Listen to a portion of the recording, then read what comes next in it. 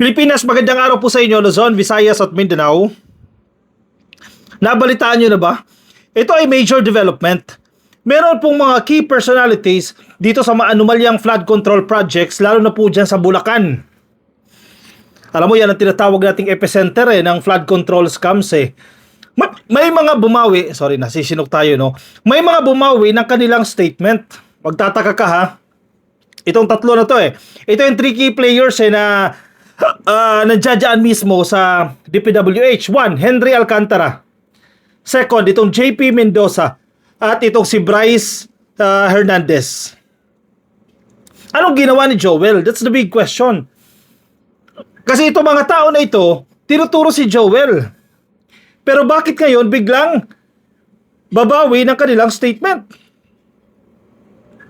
Ano yun? May magic na naganap. Sorry, sinisinok ako ah. Oh. Hindi ko lang alam kung nabasa nyo na ito. Henry Alcantara changes tune. Denies role in ghost flood control projects. Nagiba daw po ng tono itong si Henry Alcantara. Wala daw po siyang kinalaman dito sa ghost flood control projects. Hindi ko lang alam kung sinong tanga pa ang maniniwala sa sinasabi ni Alcantara na wala siyang kinalaman. Alam mo kung bakit? Kung wala siyang kinalaman, bakit magsasaoli sila ng milyones? Sorry sa sinuka. Saan galing yung millions of pesos na sinaoli nila sa gobyerno kung wala silang kinalaman? Common sense, di ba? Bakit biglang bumawi ng statement? Isa pa lang yan. Ito pa.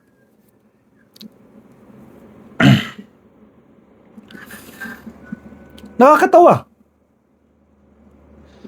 Ex-DPWH engineers to retract flood control testimonies, says Villanueva's lawyers. Lawyer, isa lang pala. Yung mga dating engineer ng DPWH, babawiin daw po nila yung kanilang mga testimonya patungkol sa flood control projects. Yan yung sinasabi ng abogado ni Joel Villanueva. Bakit? Pinaglaruan lang tayo ng mga to. Unang-una, nagsisinungaling na itong mga to eh. Pero halatang-halata na involved sila dyan. Di ba pupunta sa casino, nilolonder yung pera, doon nililinis? Nagkabulgara na sila, nagkaturuan na sila. Ang bawat isa tinuro nila, tapos ngayon iisa na sila ng tono. Bawiin natin yung testimonya natin. Yan ang sinasabi ng abogado ni Joel Villanueva. Anong ginawa ninyong magic? Di ba?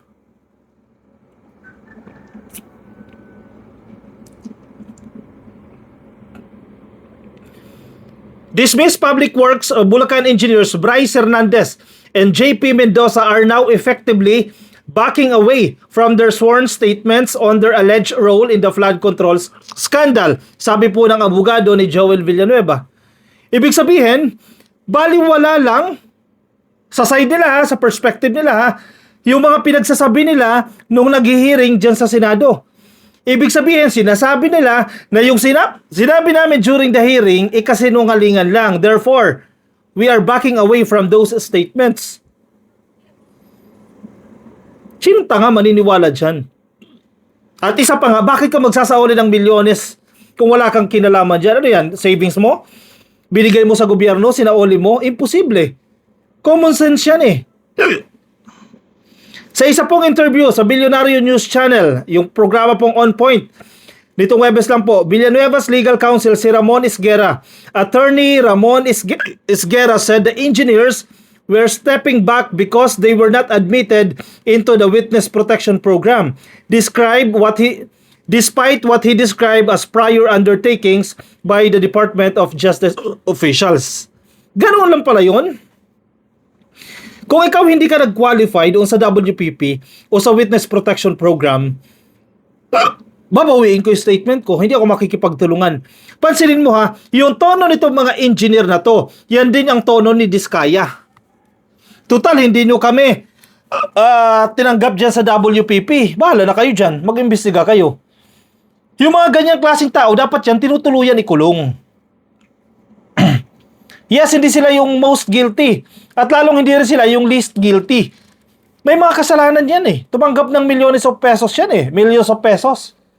So, bakit hindi sila kikulong? Kasi nakakulong na. Pero yung iba, di ba, isipin nila yan. Halimbawa, ikaw si Bryce Hernandez. Isipin mo yan ha. Ikaw, si Henry Alcantara. Nakakulong ka. Yung tao na mas mabibigat sa inyo, na nag-utos sa inyo na gawin yan, nasa labas. Hindi ka magsasalita. Ayun na nga. Binawi yung statement. Nire-retract nila yung kanilang statement. At ang dahilan, dahil hindi sila natanggap sa WPP. Ano mangyayari niyan? Hanggang sa huli, selfish act pa rin. Bakit? Tinakot ang pamilya nila. O yung mga senador, mga congressman, nasaan sila ngayon? Nagtatago, kayo yung pinain. Tapos ngayon, hindi kayo magsasalita. Hindi natin alam kung anong conditions eh. Grabe itong mga tao na ito. Pero wag kayo mawala ng pag-asa. Dahil alam naman natin, matibay naman yan. Yung mga testimony against these people, 3 pa lang naman yan na nagre-retract eh. Marami pa rin pong involved dyan. Kasi highly influenced yan eh. Ito mga to, kaya bumawi yan, definitely. Hindi ko sinasabing si Joel Villanueva lang ha. Marami pa yan, mga senador at congressman, mga influential persons. Tinawagan yung mga yan, bawiin mo yung statement mo. Pero, huwag kayong mawala ng pag-asa dahil hanggat nandiyan dyan si PBBM, pananagutin niya yung mga yan. Kinakailangan managot yung mga yan. Imposible. Dahil lang sa pag-retract, hindi na makakasuhan ng mga senador, hindi na makakasuhan ng mga mambabatas. Ang mga miyembro ng House, ang iba pang opisyal ng DPWH, imposible. Sorry sa Sinok ha. Ang hirap kontrolin ng Sinok eh.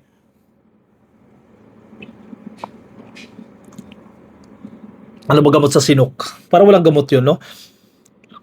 The 2 engineers are saying that this is Bryce Hernandez and the other one is JP Mendoza. Yung nagsasalita dito, abogado ni Joel Villanueva ha. That they are actually withdrawing the statements that they have given in connection with the case that is the subject of the preliminary investigation. Sabi niya kay Pinky Webb. Hernandez earlier claimed in the Senate Blue Ribbon Committee hearing that Villanueva, si Hernandez na nagsasalita ha, that Villanueva released 600 million pesos worth of projects in Balagtas, Bulacan noong 2023, allegedly with a 30% cut. Biruin mo yan, no? Sinabi ni Bryce Hernandez yan sa hearing dyan sa Senado. 600 million po. 600 million pesos yung projects na binigay ni Joel Villanueva, allegedly with 30% cut. Ilan yan? Ilang porsyento, ilang bilyones yan? 600 million times 0.30%. That's 180 million pesos. 180 million pesos in just one project alone. One project lang. Eh yung iba pang projects, isa lang yan. Sa isang taon, napakaraming projects. Tapos itong mga tanga na tong mga engineer na to, pasensya na sa term ha, obvious na may kasalanan kayo. In fact, nagsaoli na nga kayo ng pera, bigla niyong babawiin yung statement nyo dahil inareglo kayo. Deserve nyo yun. Tawagin kayong tanga. Ginagamit lang kayo. Yung mga tao nang gagamit sa inyo, nasa labas. Nag-e-enjoy kayo, nandiyan nakakulong. Tapos hindi pa kayo magti-tell all, hindi pa kayo magsasalita. Di ba? Common sense eh. Andiyan na kayo buhay pa kayo. At least buhay pa kayo. Hindi kagaya ni Cabral na tsugi na. Buhay pa kayo. May chance pa kayo. You still have the opportunity to clear. Wag yung clear your names dahil totoo naman na involved kayo dyan. Kahit pa paano i-save, no? Kahit pa paano makatulong kayo sa gobyerno. Ma-reduce man lang yung inyong kahihiyan at kahihiyan ng inyong pamilya. Tapos ngayon, nagpapagamit na naman kayo sa mga politiko na to. Magre-retract kayo. Magwi-withdraw kayo ng inyong statement. Grabe yan. Dahil hindi kayo natanggap sa WPP, ganun ba yun? No. Yung sinasabi ni Joel Villanueva na dahilan nito mga abogado, bakit sila nag-withdraw? Because they were not accepted in the WPP. Hindi totoo yan. Inareglo yan. Kinausap yan. Alam mo kung bakit sinasabi ng abogado ni Joel Villanueva yan? Na parang sinisisi niya ang gobyerno. Kasi bakit hindi nyo tanggap sa WPP yan? Kung yan tuloy, kalaban nyo na tuloy ngayon yan. Para masisi lang ang gobyerno.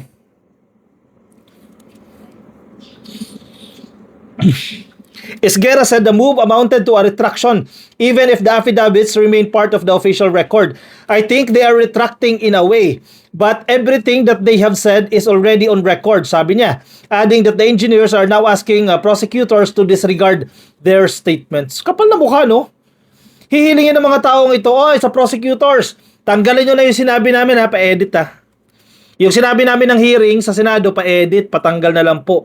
Yung sinabi namin sa House of Representatives, pa-edit, patanggal na lang po. Ganun na lang yon.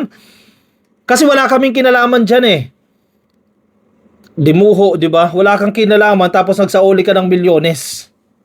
He also questioned the engineer's claims that their in cooperation was a conditional on... Wait lang, take 2. So they are now saying or telling the DOJ, do not use those statements of ours because this affidavit should be excluded from being utilized in these cases. He also questioned the engineers' claims that their cooperation was conditional on entry into the witness protection program, saying this was not how the process worked based on his own experience in government. Yun naman pala Bakit nandiyan sa balita na dahil hindi sila natanggap sa WPP? Kaya nagre-retract sila ng statement.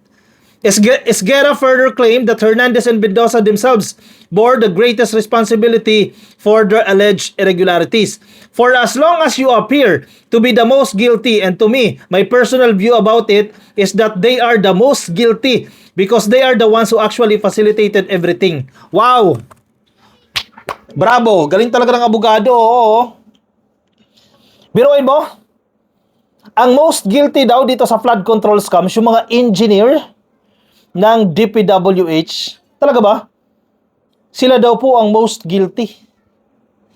Hindi natin sinasabi na hindi sila guilty. Guilty yan, 100%, 1,000,000% guilty ang mga yan. Pero, yung ituturo mo na, yung mga tao na ito na sila yung most guilty, paano na si Senator? Paano na si Congressman? Di ba? Wala silang kinalaman dyan? Hindi sila guilty? O least guilty sila? Paano na si Secretary ng DPWH noon? Hindi si Secretary Vince dahil matino yan. Pag sinabi natin noon kasama yung previous administrations dyan, mas malakas pa yung engineer kesa sa Secretary. Tapos pinapalabas ang abogado ni Joel Villanueva, they are the most guilty, itong mga engineer na yan. Walang kinalaman si Joel Villanueva dyan. They resigned and the entire scheme to implement the corrupt practices so far as the flood control projects, sabi ni Esguerra. Ang hirap paniwalaan sa totoo lang, ka-coffee. Kasi nagsasabuatan yung mga yan. Matindi yung sabuatan ng mga yan.